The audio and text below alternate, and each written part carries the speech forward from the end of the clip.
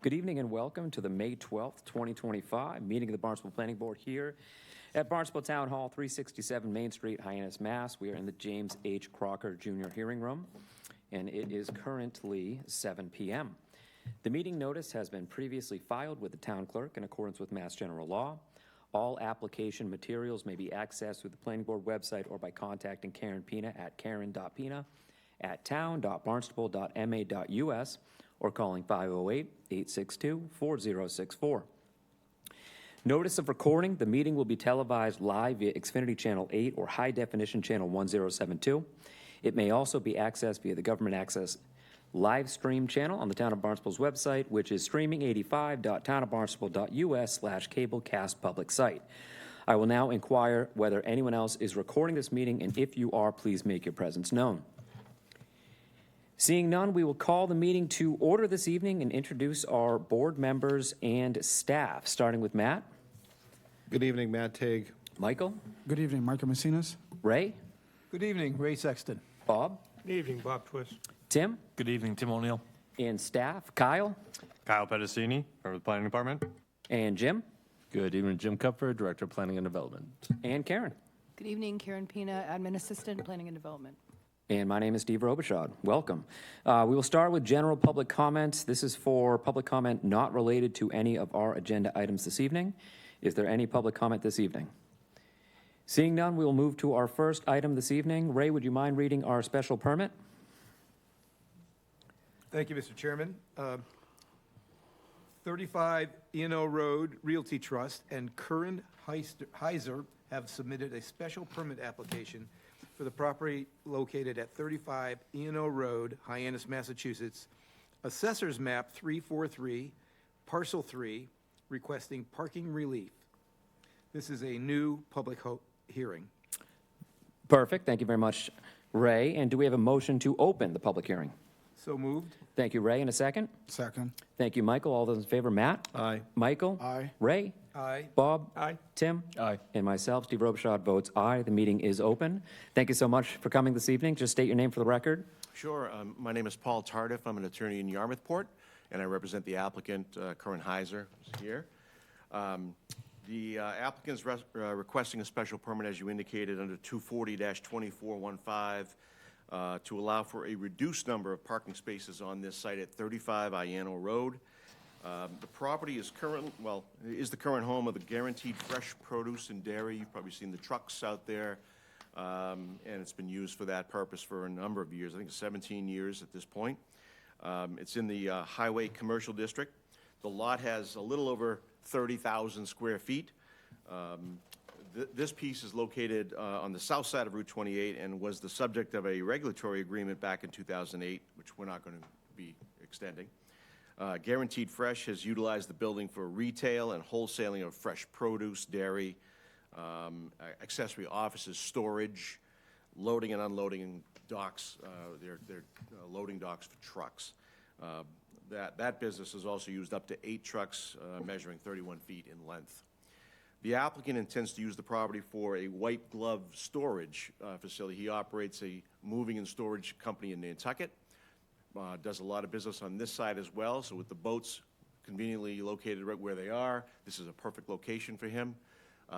People are either having renovations done at their home in Nantucket, they have to empty it, he takes it, stores it for a while, and then brings it back when it's done, or people are building a house, order furniture or product, it can be stored here on this side until they're needed, and he moves it over. Storage will usually take, at the most, probably 6 months. Most of it's a lot less. They'll just bring it in, bring it out. No self-storage. This is all done by his company and his employees. Plans to have about 5 employees on that site at any one time. The property has limited parking in the front of the building. It has 6 spaces there. That's where there's a glass, looks like a retail store. That's where the retail place was. And then in the back is more storage bays, if you will. And in the back of the building, there are an additional 9 parking spaces there for a total of 15 on site. I know in the application I had indicated 53 required and 13 The correct is, I think I have it, is 45 based on the square footage. 45 spaces would be required. They do have 15. So basically, what we're going to do is we're going to be storing running his business of storage there without the retail component, at least to start with. You might want to lease the front for a showroom, which would have some quasi-retail. I mean, you have basically appointment, come in to see it. But even with those 6 spaces in front, for that space, it would be sufficient, and he would still have more than enough parking for his employees in the back parking spaces as well. He plans to use 2-3 trucks at the most. They'll all be, obviously, be able to fit into the bays on the side of that building. It's pretty much not a continuation of the use, it's just a less intensive use than what's there now. So that's what we're looking for, is a special permit for that purpose.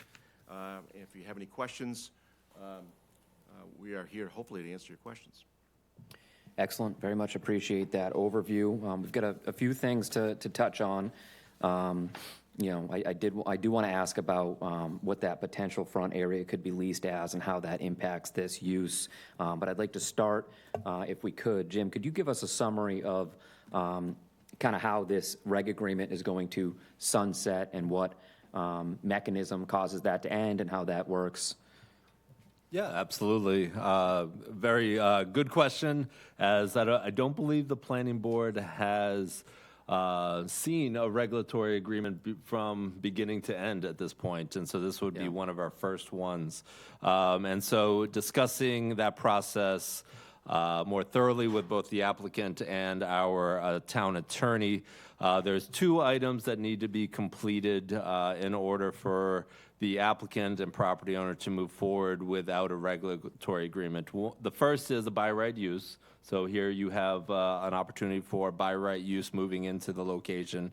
And I believe we've confirmed that the mechanism to confirm a by right use is for them to go through site plan review, and the building commissioner confirmed that it is truly a by right use, and they have completed informal site plan review. And as you'll see in the staff report, we recommend if the board were to so choose to move forward with an approval to condition that formal site plan review be completed. I believe they are on the agenda for this Thursday.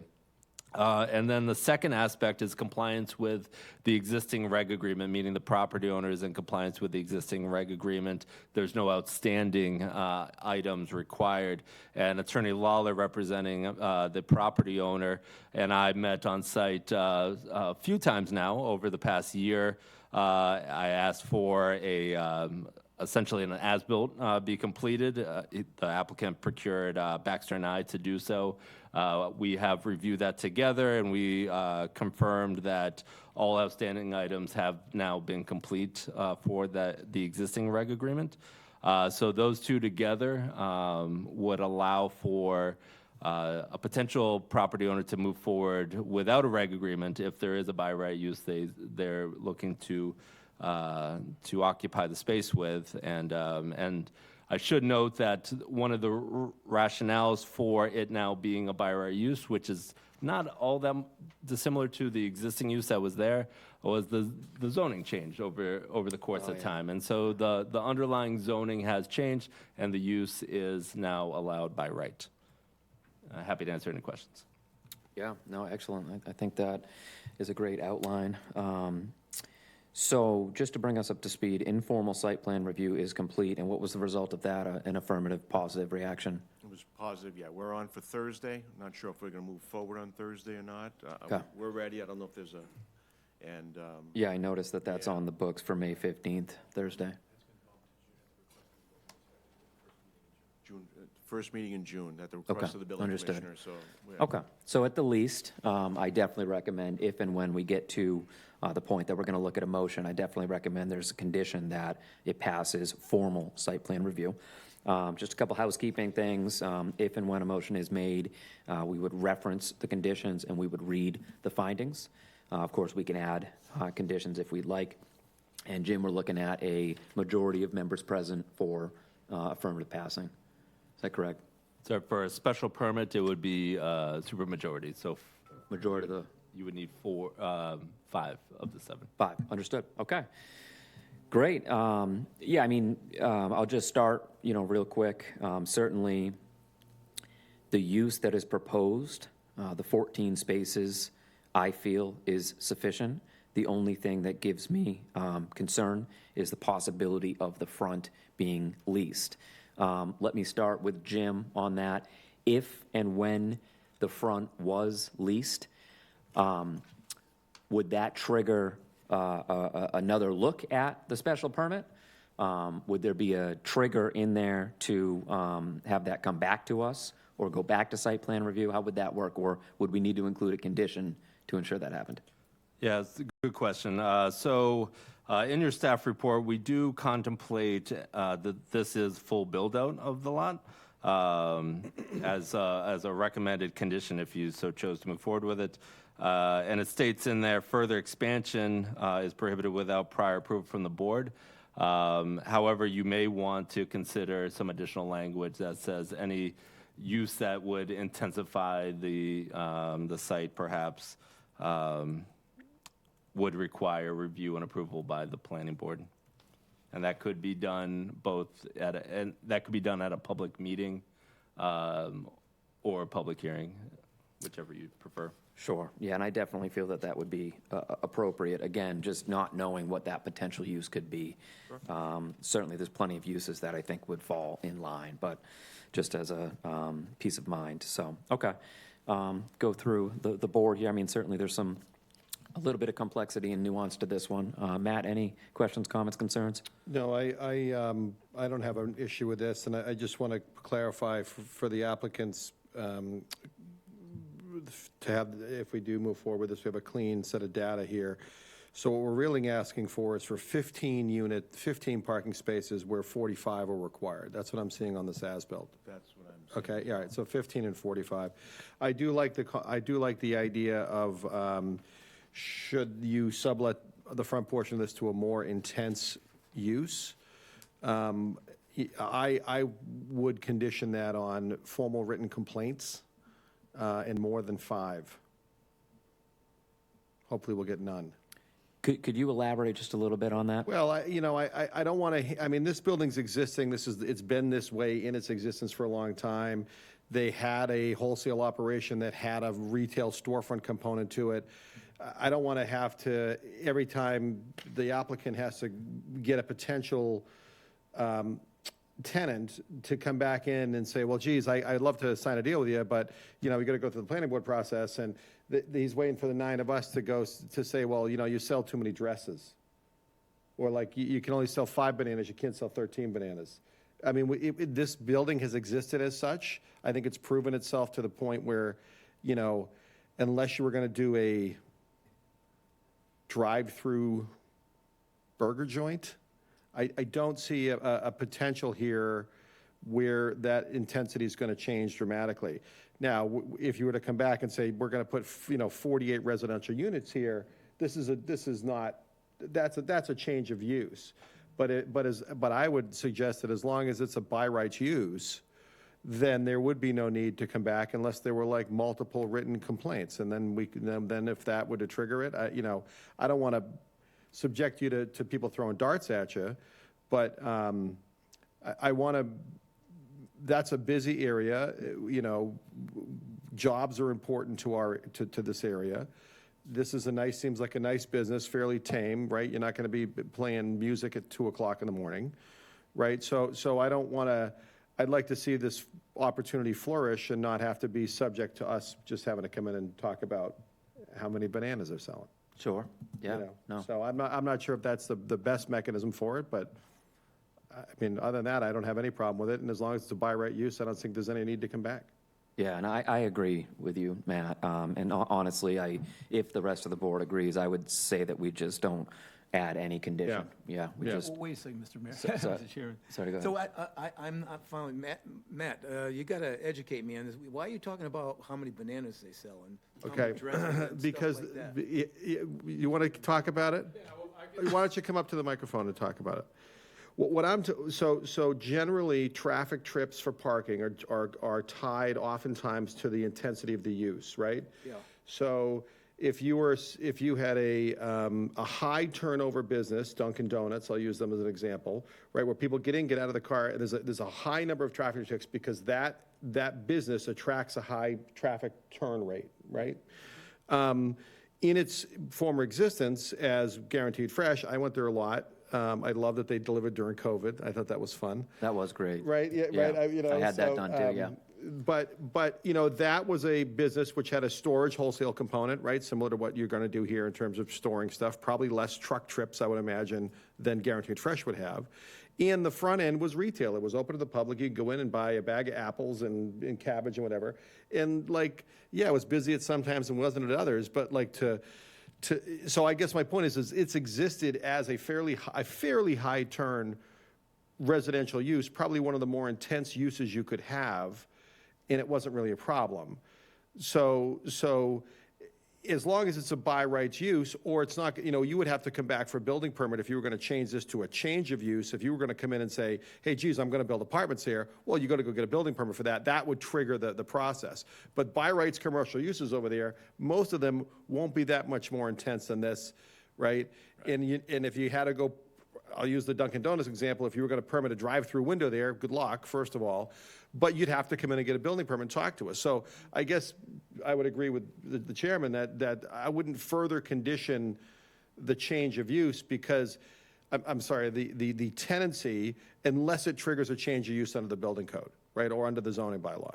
And that means that with 6 parking spaces in front, that's sustained the previous use? No, I never saw a problem there. And we used to go there once every 2 weeks, probably.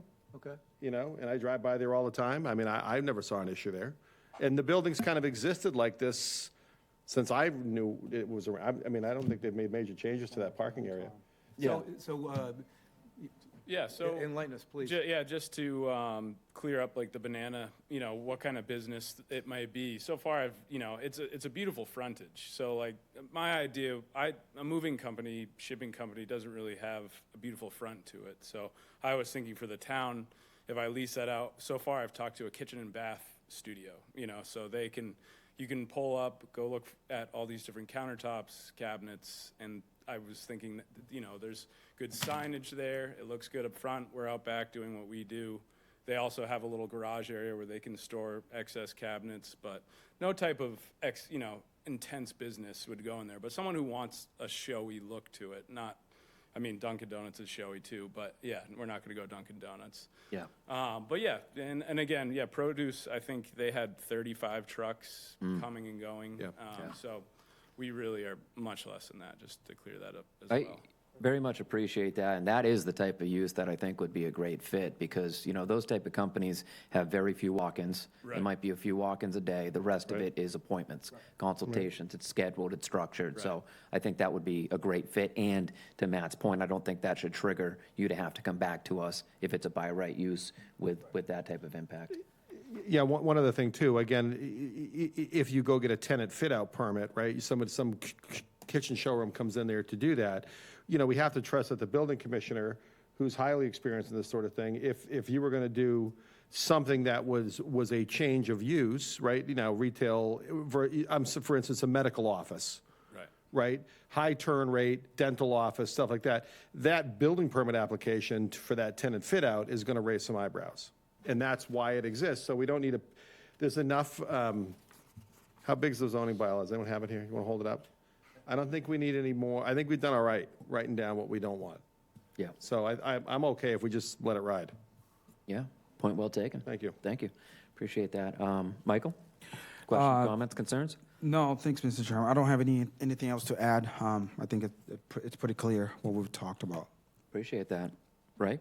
I did want to check on the data again, because actually, you just talked about 45 and 15 on hand, 45 required.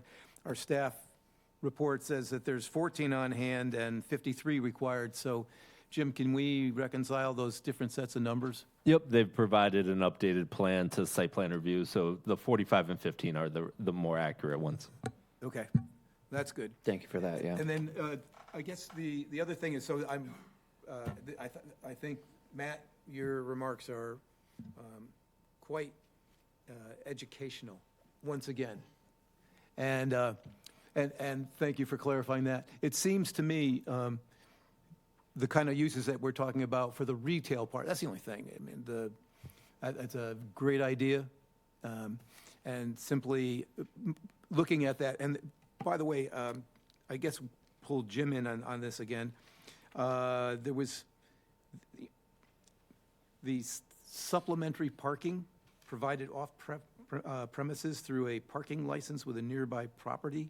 That was one of the findings, not one of the conditions. And I'm not quite sure what that means in English. You can eliminate that one.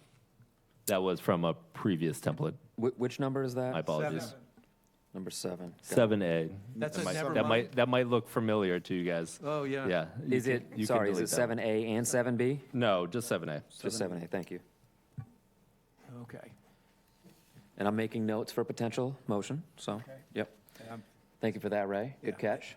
I think other than that, Mr. Chair, I think I'm good. Okay, good comments, appreciate that. Bob? Questions, comments, concerns? I don't really have any concerns. I just have a question or two. I just coincidentally pulled an aerial photograph of the building to see what it looked like during the daytime. And on whatever day that the photo was taken, there were 16 cars and 4 tractor trailers on the location. So that's, In the back. well, somewhere in the back, yeah. So I get those 6 parking places in the front, then you get the 3 bays with the 3 tractor trailers, then there were cars parked towards the back of the lot, and actually 1 or 2 behind the building. So my question is, with the change in the business, will those tractor trailers, which on the day I looked at it, were sitting in front of the bays, will there be tractor trailers there all the time, or just when someone's bringing a load in or picking a load up? We don't own any tractor trailers, maybe one day, but we don't have any intent to, we have deliveries coming to us to drop off furniture, so they would come in and come out, and then we use our smaller box trucks to deliver around Cape, the Vineyard, and Nantucket, so. Great, Yeah. thanks. All right. So, I mean, just looking at the photograph, that means it looks like you could comfortably fit 21 or 22 cars, even though they don't have lines to make spaces. So that certainly seems adequate to me. So beyond that, I don't have anything else. There are some septic components in the back that make that a little more challenging, but, on the plan, you can see that the parking in the back, if it's for vehicles, cars, it's going to be enough for his staff and then some. Right, thanks. Yeah. Thank you, Bob. Tim?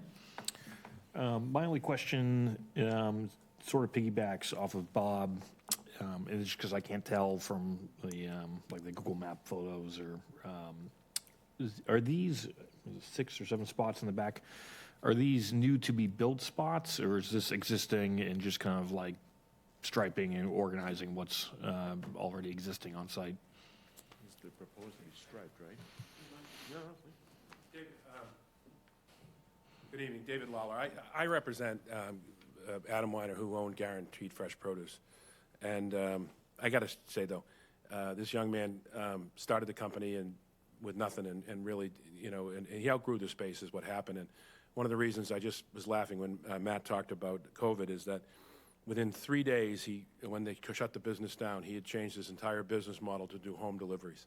Amazing guy. Amazing. I'm so very fond of my client. He's just this amazing, he's a character too, but that's a whole other story. But with respect to your question, that whole back parking area was loaded with trucks, trailer trucks and things like that. And to Bob's point, you can park a lot more cars back there. The drainage system is underneath. It can support vehicles. But yes, that use is no longer the case. He sold his company. He now has a different business off Cape, but though still lives in the Cape. So that intensified use that you saw in the photographs no longer exists. And I know I went off on a tangent and kind of forgot your question, Tim. That's fine. I asked if this is a new parking lot that's to be built, or if it's just kind of No, it's cleaning all- up an it's existing lot that's back So how there. it's back there, I can't tell from the photos. Back there, it's gravel. And there's a complicated drainage system underneath that, which has recently been cleaned and ready to go. But it's a gravel system, so it can handle anything under that. So it's not lined, but traditionally back there were parked tractor trailers and box trucks. So a lot of those 15 or, you know, if you look at the parking spaces on the plan, those are for large, massive vehicles. So in reality, you know, regular, you know, sedans or pickup trucks can hold a lot more than that. But I don't think the applicant is seeking that, though. Okay, great. Thank you. Thank you. Thank you, Tim. Okay, so a couple things. First of all, could I have the official meeting date for formal site plan review in We June? believe the first one in June is the 5th. June 5th. Thank you. Is that, Jim? Formal site plan review, June. Just for the record, that was at the request of the building department. Brian Lawrence is not going to be there. Okay, So he requested that we bump it, and we obviously agreed. understood. Appreciate that. Thank you. Mr. Chairman, Yes. if I may, if you are working towards findings that were to reflect that, I would simply state that they are on an upcoming agenda for formal site plan. Those agendas can be fluid depending on the availability of certain staff members. Awesome. Formal site plan review. And Jim, will we take the staff report that the board is in receipt of dated May 12th, 2025, and edit it, update it with the appropriate changes stating the 15 parking spaces where 45 are required and removing the 7A finding, and then saving a fresh copy? Okay. Yes, All right. absolutely. Good, okay. Great, so basically where I'm at, just run this by the board, is I'm gonna make a motion. I will read the draft findings. Draft finding number 2, I will edit to be 15 parking spaces asked for where 45 are required. I will be striking 7A. And then for the conditions, I will reference the conditions, noting that number 3 is to be revised to state 15 parking spaces where 45 are required. And then we will be adding condition number 8, which will read, the planning board's approval is conditional upon the applicant passing formal site plan review at an upcoming formal site plan review meeting. Is anybody opposed to what I've just said? Mr. Chairman, if I may. Yeah, please. Just point, give your attention to condition number 4. Condition number 4. That might reflect what Oh, you're. approval by formal site plan shall be received prior to that. Okay, so we don't need to add number 8 because number 4 covers it. Right. Just did a lot of writing for no reason. Okay, all good. Thank you for that. Anything else? Matt, does it sound like a plan? I'm in agreement. Okay, Michael? I'm okay, thanks. All right, Ray? Same. Okay, Bob, we good? good. I'm good, Tim, thanks. good? Good. Okay. All right, anybody here from the public to speak? Seeing none, we can close the public hearing. Do I have a motion to close the public hearing? So moved. Thank you, Matt. Second? Second. Thank you, Ray. Ray seconded. All those in favor, Matt? Aye. Michael? Aye. Ray? Aye. Bob? Aye. Tim? Aye. And myself, Steve Robshaw, votes aye. Public meeting is closed. Okay, let's take a look here. I'd like to make a motion to approve special permit number SP 2025-001 for 35 INO Road with the following findings and conditions. The findings can be found on page 2 of the staff report dated May 12, 2025, and they read as follows. The property location is 35 INO Road, Hyannis, Mass., shown on Assessor's Map 343, Parcel 003, located in the Highway Commercial District. Number 2, the applicant and current Heiser seeks a special permit pursuant to 240-24.1.5, subsection 2, subsection B. The applicant proposes 15 parking spaces where 45 are required. Number 3, the planning board finds that the issuance of the special permit is consistent with the design and infrastructure plan and that the development meets the following criteria. It supports locally owned businesses and businesses that employ Cape Cod residents. Number 4, the application falls within a category specifically accepted in the ordinance for a grant of special permit under section 240-24.1.5C, section 2, section B. Allowing the planning board to reduce on-site parking requirements by special permit. Number 5, after an evaluation of all the evidence presented, the proposal fulfills the spirit and intent of the zoning ordinance and would not represent a substantial detriment to the public good or the neighborhood affected. Number 6, an application for the project has been reviewed by informal site plan review and shall proceed to formal site plan. Approval by formal site plan shall be received prior to occupancy permit issuance. And number 7, lesser off-street parking is shown to be adequate given special circumstances, including characteristics of use in validating normal methods of calculating parking demand. And number 8, the proposed repairs, alterations, and/or expansion are not substantially more detrimental to the surrounding neighborhood. And I'm going to reference draft conditions numbers 1 through 7 with a revision to condition number 3 to read as follows. This special permit modification shall allow for the reduction of parking required. The applicant shall provide 15 parking spaces on site where 45 are required. Do we have a second? Second. Thank you, Ray. All those in favor, Matt? Aye. Michael? Aye. Ray? Aye. Bob? Aye. Tim? Aye.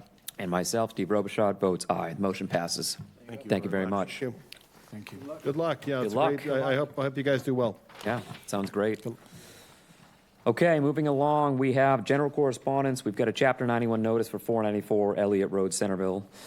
It's on the Centerville River. It's for Landry, for a boardwalk and a seasonal pier. Jim, how about a staff update? Yep, real quick. So a few highlights of Greening the Gateway. So that's our tree planting program for greater Hyannis area, including a little bit of Centerville. We are up to just beyond 500 trees now either planted or signed up for. And that is with our AmeriCorps team that has been extremely useful and incredibly helpful in getting all these trees planted. We couldn't do it without them. We had a great celebration just today at the Hathaways Pond at the dog park, where we planted 18 more trees there. And more are available, so if anyone is in the greater Hyannis area, we do have a zone. You can find that zone on greeninghyannis.com and reach out to us for that. Jim?